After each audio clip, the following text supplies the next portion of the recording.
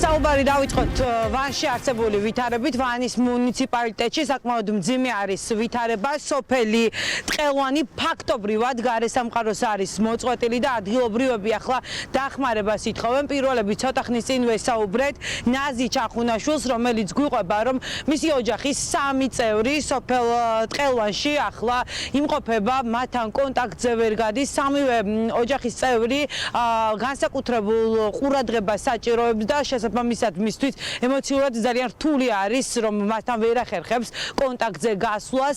სოფელ ტყელვანში ახლა იმყოფება 88 წლის ნაზი ჩახუნაშვილის დედა, 32 წლის შიშუმპირი დიშვილი, ასევე 60 წლის და, რომელიც ონკოპაციენტი არის. დახმარებისთვის ნაზი ჩახუნაშვილმა მიმართა ვანის მერიას, შეხვდა გამგებელსაც. გამგებელმა მას უთხრა, რომ ტექნიკა არ აქვს ფიზიკურად, რომ სოფელში შევიდნენ და ამიტომ თოვლის დნობას უნდა დაელოდოს. რის შემდეგაც გაარკვია ქალბატონმა ნაზი ჩახუნაშვილმა, რომ სოფელში დაიწყეს გზის გაწმენდა, მხოლოდ შერჩევითად არ მივიდნენ ნაზი ჩახუნაშვილის ოჯახის წევრებამდე, იმ ოჯახის წევრებამდე, რომლებიც განსაკუთრებულ ყურადღებას საჭიროებენ. შემდეგ კიდევ ერთხელ მივიდა მერიაში და ამ დროს მას უკვე ფიზიკურადაც კი დაუპირისპირდნენ და გაახსენეს წარსული და მისი პოლიტიკური შეხედულებები. თხოვეს, რომ უпростоრად მოითხოვეს მისგან, რომ დახმარება მოეთხოვა ძველი ხელისუფლებისგან. სახლი არის ძველი, სახურავიც არის ძველი. ადევს 2 მეტრამდე თოვლისები. ის სახლი რო ჩამოინკრეს, აი ჩემი და რო გამოვიდეს, ამ ორს ვერ გამოიყვანს. ერთი მოხუცებულობისგან დაპატარავებულია და მეორე განუვითარებელია და სიმაღლე არა აქვს. ანუ დაიგუდებიან თოვლში. 3 დღეა გადავდივარ გამგეობის წინ და ვეხვეწები. გამგებელი გოგორიშვილი არ არის ცუდი ადამიანი. რა გიყო? მითხრა შევდივარ შენ მდგომარეობაშიო. არ შეუხსენებია იგი შენ ვინხარ ან შენ ოპოზ არაფერი ზედმეტი არ უთქვია. არ მაქვს არავითარი ტექნიკა. და რა გიყო არ ვიცი, ხვალიდან ამინდი გამოვა და ნუ გეშინია არ მოირეცქვები. წამოვედი სახლში, გადავედი თავიდან. უკვე დამხვდა მოსული გამგეობის წინ, გამგებლის ჩათვით იდგა 20 კაცი. ვეკითხები, ალეკო, თუ კი ამ ადგილამდე ადიდა გაასუთავეთ, ქეთოს და დედაჩემს ხო იცნობ? გამოგევლოთ ამ ხარესაც რა იქნებოდა, თქვა და ამიყვირდა. ხა შეურაცხყოფა არ მოუყენებია მართალი, რო გითხრა, უბრალოდ ამიყვირდა. ეს რომ მისმა ცუციკებმა ირგვლივ გაიგონეს 20 კაცი წამომესია. ერთ-ერთმა ხელი მკრა და ასე მითხრა, ჩაგახჭო ფეხლას თოვლში, შენი დედა ასე ვქენიო. და ამ ხელის კვირით ისე ვიყავი განერვიულებული და ძალა გამოცლილი, წავიქეცი. მეორემ ოლეგი გიორგაძია სახელა და გვარა დასუთავების სამსახურის თანამშრომელია, სამსახურის უფროსისა. საშინელი შეურაცხყოფილების სიტყვები მითხრა, შეუმადურო, შეგაფუჭებულო. ადი ახლა და მიშა გიშველის, მიაკითხე მიშას, ნუ ასეთი რეპლიკებით. გამგებელს ხმა აღარა მოუღია, მაგრამ ამ ყველაფერს უსმენდა და უყურებდა. საინტერესოა როგორ იქნება ვანის მუნიციპალიტეტის გამგეობის განმარტება ამ ძალიან მძიმე შემთხვევის მოსმენის შემდეგ. ჯერჯერობით ჩვენ არ მოგვისმენია არანაირი განცხადება მათგან, რას აპირებენ, ტექნიკის არარსებობა არ არის ბუნებრივია მთავარი არგუმენტი მათი მხრიდან, რადგან ადამიანები გარესამყაროს არიან მოწყვეტილი და მათთან დაკავშირებას ვერ ახერხებს. შესაბამისად, ამ ადამიანების ჯანმრთელობაზე ბუნებრივია პასუხისმგებელი არის ადგილობრივი ხელისუფლება. იმერეთის მსგავსად რთული არის ვითარება გურიაშიც, სტიქის მე-6 დღესაც ადამიანები დახმარებას ითხოვენ. ჩოხატაურის რაიონის სოფელი ბასილეთი არის ახლა გარესამყაროს მოწყვეტილი. ჩვენ შევძელით გავსულიყავით კონტაქტზე რუსიკო ჟღენთან, რომელიც სახლში არის უკვე რამდენიმე დღეა გამოკეტილი, აღარც საკვები აღარ დარჩა, დახმარებას ითხოვს, მეზობლებთანაც კი ვერ გადის, რადგან იმდენად დიდი არის თოვლის მასა მის სახლთან, რომ კარის გაღებასაც კი ფიზიკურად ვერ ახერხებს. სული სიმშვიდე და სახლი დაუთოლა, კარებზე მოათოლა, თოვლი არის, ჩამოყოლ ვერ გავაღე კარები.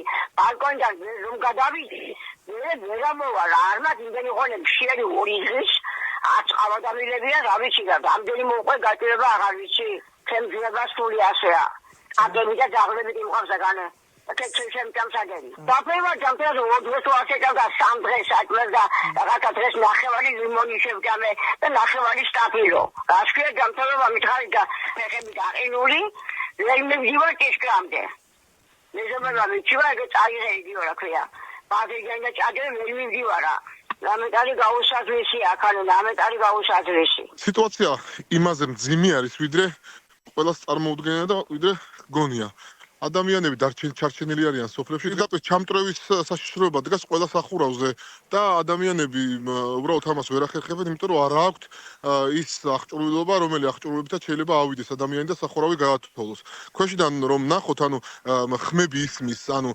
გურულას რო ვთქვათ პიწყინებს სახლი ასეთი გამოთქმა ვისწავლე გურიაში და უფრო მეტი საშიშროება ხვალიდან იქნება იმიტომ რომ ხვალიდან უკვე კარგი ამინდები არის გამოცხადებული და მზერო იქნება გურიაში ხალხო ბევრად უფრო საჭირო იქნება ამ ხალხისთვის დახმარება და გვერდში დგომა. სტიქიის ზონაში ხალხი ახლა ერთმანეთის იმედად არის დარჩენილი მძიმე ამბების მოსმენასთან ერთად ვრცელდება დამაიმედებელი ისტორიებიც ერთ-ერთი ასეთი ისტორია სამოქალაქო აქტივისტმა გიგა მაქარაშვილმა გავრცელა სულ ცოტა ხნის წინ მისი მეგობრების თავგადასავალი მოუყვა მაყურებელს და ჩვენ შეგვიძლია მოვისმინოთ ახლა ამ ისტორიის შესახებ როგორ დაიხმარნენ ახალგაზრდები ევროპული მომავლის მცველები ხანში შესულ ქალს რომელიც პოლიციელის ბები აღმოჩნდა. ბევრი საათის სიარულის მერე ფაქტობრივად ხელავდა თოლში იყვნენ 11 საათი ვიარეთო. ერთ-ერთ მაღალმთიან სოფელში შევიდნენ. სოფელში არც ერთი სახლიდან აღარ ამოდიოდა ანუ ეს კვამლი ანუ არსად არ წვებოდა სახლი და პირველივე სახლში სადაც შევიდნენ ცაბნებში გახეული მოხუცი ქალბატონი იპოვეს რომელიც კონტაქტზე არ გამოდიოდა ბუნებრივია შეეშინდათ იფიქრეს რომ რაღაცა დააგვიანდათ და ვერ მიუსწრეს საბედნიეროდ ქალბატონი შეციებული კი იყო მაგრამ ეძინა გაიღვიძა და პირველი რაც უკითხავს ამ ქალს რომ ალბათ ჩემო დიშვილმა გამოგაგზავნათო დიშვილი აღმოჩნდა პოლიციის თანამშრომელი რომელიც ნუ ძალიან უყვარს ბუნებრივია თავის დიშვილი და კი უთხრეს კი თქვენმა დიშვილმა გამოგაგზავნაო დაუტოვეს წამლები გადაუთოვეს სახურავი საკვები მიუტანეს მოეფერნენ და წამოვიდნენ და მე იუგორო სამბიჩი ჯამში ამ ეტაპზე უკვე 25000 ლარი არის დაჯარიმებული და ვინც ის ერთ-ერთი შეიძლება ის პოლიციელიც იყო მათი დამჯარიმებელი ან ოქმის ჩამბარებელი მაშინ როცა სტიქიის ზონაში პრაქტიკულად 24 საათის განმავლობაში მოხალისეები ცდილობენ დაეხმარონ დაზარალებულებს საინტერესოა რას აკეთებენ რიგითი თანამშრომლები გამგეობის მუნიციპალიტეტის ერთ-ერთი ასეთი ვიდეო მასალა გავრცელდა სოციალურ ქსელში კადრები ბათუმში არის გადაღებული მეზოვეები დგანან ერთ კონკრეტულ ადგილას რომელიც საჭიროებს დახმარებას გასუფთავებას და კაცში კარგად ჩანს ბატონი რომელიც ამ მეზოვეებს უღებს ფოტოს რამდენიმე რაკურსით იღებს ამ ფოტომასალას იმისთვის რომ შემდგომ ქართულმა ოცნებამ პროპაგანდისტული მედიით გაავრცელოს ეს კადრები რომ თითქოს აქტიურად არიან სამაშველო ღონისძიებაში ჩართული გამგეობისა თუ მუნიციპალიტეტის თანამშრომლები და როგორც კი კადრებითაც დასტურდება ასრულებს ფოტოების გადაღებას მუნიციპალური სამსახურის ერთ-ერთი თანამშრომელი სავარაუდოდ ფოტოგრაფი